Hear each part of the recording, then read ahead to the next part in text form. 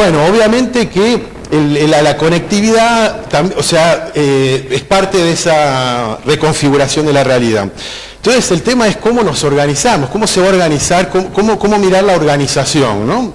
Entonces, déjenme dar un ejemplo. O sea, por ejemplo, un escarabajo en un desierto, como una metáfora, tiene muy pocas estrategias por seguir. O sea, el desierto es un entorno muy simple, lo que tiene que hacer durante el día es enterrarse para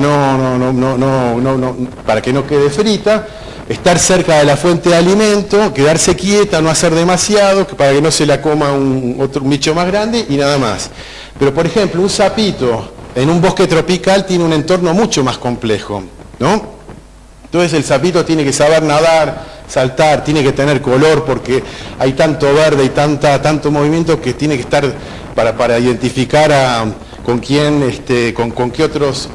sapita se va a reproducir, tiene que ser visible, tiene veneno en la piel, tiene un montón, una diversidad mucho mayor, ¿por qué? De opciones y de necesidades de aprendizaje, porque está en un entorno mucho más complejo que el del escarabajo, ¿no?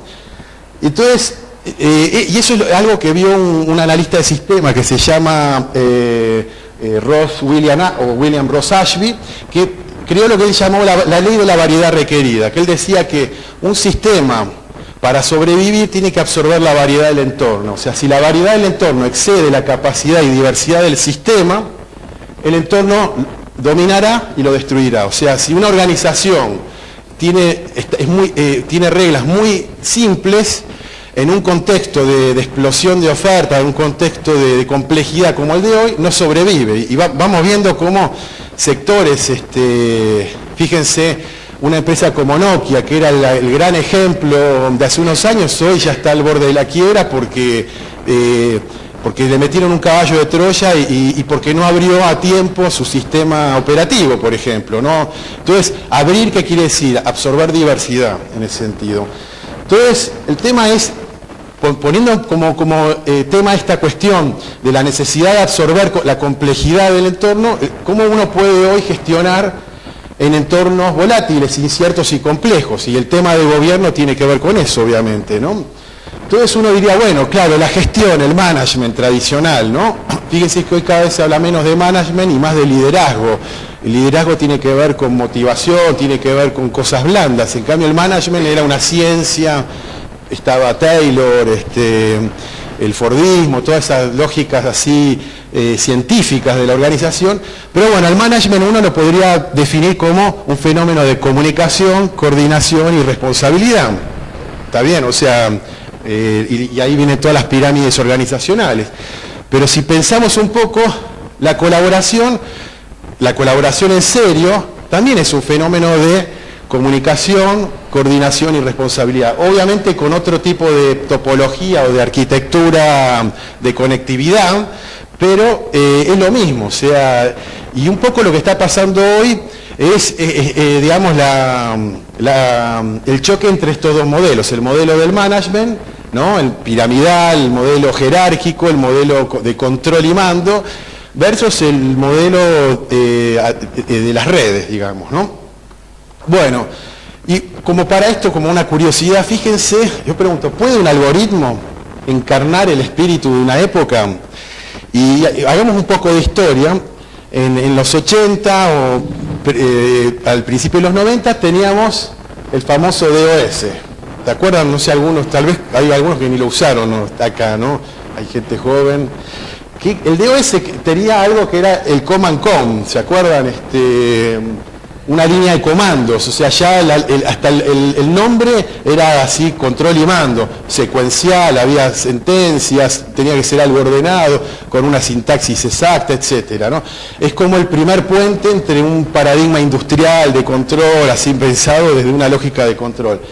Luego viene el Windows que dio la posibilidad de aumentar la productividad a través de sus aplicaciones, y el Windows, ¿por qué tuvo éxito y hizo que explote la computación? Porque el Windows conectó con las formas cognitivas de la gente. Las personas piensan como en ventanas, o sea, no hay un pensamiento lineal, secuencial, sino que ahora suena un bocinazo y a uno se le va un pensamiento para un lado, otro se acuerda de que se olvidó de, no sé, de apagar el calefón, o sea, uno va saltando de pensamientos, no puede seguir así en una línea secuencial, y el Windows conecta con eso, y por eso, o sea, permite que podamos tener varias aplicaciones y conecta con nuestros cerebros. Y después vino como paradigma Google, ¿no? Esta es la primera pantalla de Google, en el año 98, y Google es un algoritmo que, como decía antes, para mí encarna el paradigma actual. ¿Qué es Google? Google, o sea, antes estaban otros buscadores como Yahoo que ordenaban todo como si fueran una biblioteca, había expertos que indizaban la información, y Larry Page y Sergey Brin se dieron cuenta que no, que asumieron, ellos dijeron, nosotros no tenemos la capacidad de organizar la información, la gente sabe ya cómo organizarla. ¿Cómo? Aprovechando la relevancia que le da a la gente a la información. ¿Y cómo la aprovechaban? Bueno, si una página web tiene un link a otra, y muchas páginas web tienen un link hacia la misma página, esa página a la cual están referidas todas esas páginas, pareciera que es importante, entonces empieza y se le da un ranking mayor, ¿no? Entonces, esta cuestión de decir, yo no sé, yo no conozco, pero voy a ver cómo organizo la inteligencia colectiva que está allá afuera para indexar la información. Y ahí hay algo que es, primero, hay como una petición de humildad, es decir, asumir que no se sabe, pero que se puede organizar el saber de los demás, por un lado. Eso es importantísimo. Y por otro lado, el hecho de que se está usando la información de los demás tiene una connotación colaborativa muy grande. Entonces, para mí el algoritmo de Google es como el inicio del 2.0ismo, encarna el espíritu de colaboración de la época, digamos, dispara todo el 2.0ismo, pero desde la filosofía de un algoritmo. Fíjense cómo el DOS, el Windows, van encarnando como lógicas que están asociadas a la época actual, ¿no? Todo el paradigma de la colaboración, la participación, todo el pro común, todo lo que se abre cuando uno empieza a pensar desde este paradigma, ¿no? Entonces, ahí se da un tema interesante, que yo siempre lo planteo. Todavía pensamos desde la perspectiva del contenido, pensamos que la política o el político tiene que ser el generador de un discurso, de un contenido.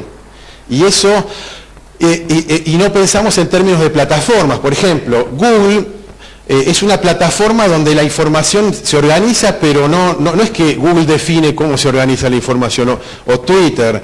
Twitter no define cuál es el mensaje que se tuitea. Twitter crea una plataforma desde la cual pasan muchas cosas totalmente caóticas o anárquicas o complejas o desordenadas, pero pasan cosas que generan una autoorganización compleja, ¿no? Entonces, el tema del gobierno, bueno, Luis me decía de hablar de gobierno, de gestión, de política, etcétera. Bueno,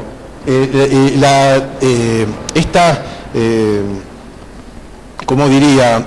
Oposición entre contenido y plataforma. Contenido era lo que hacía el sitio, lo que hacía Terra, lo que hacía Star Media, los portales verticales, que contrataban a periodistas y para publicar cosas que nadie leía.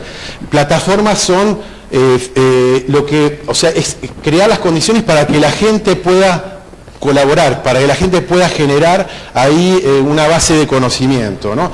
Y el tema de la política hay que repensarla en estos dos términos, ¿no? Porque la política hoy es superestructural, vertical, un grupo de iluminados que bajan del Olimpo, del Castillo de Marfil, y vienen a decirle a la sociedad cómo tiene que organizarse, y yo creo que eso ya no va. O sea, hoy vemos que hasta cómo se está organizando el ciberespacio, cómo se organizan los nuevos sectores que son la élite emergente de hoy, y no lo hacen desde proveer un contenido, sino desde la lógica de la plataforma, ¿no?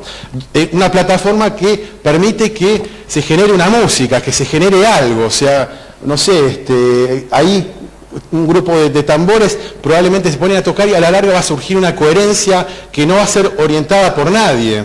O sea, está muy bien la lógica de la orquesta sinfónica, de del pentagrama, no sé, digamos, de que todos tengan la misma partitura, pero también hay otras formas de organizarse, ¿no? O sea, o como esto, como una orquesta de jazz, y se puede coordinar, o sea, existe la posibilidad, ¿no?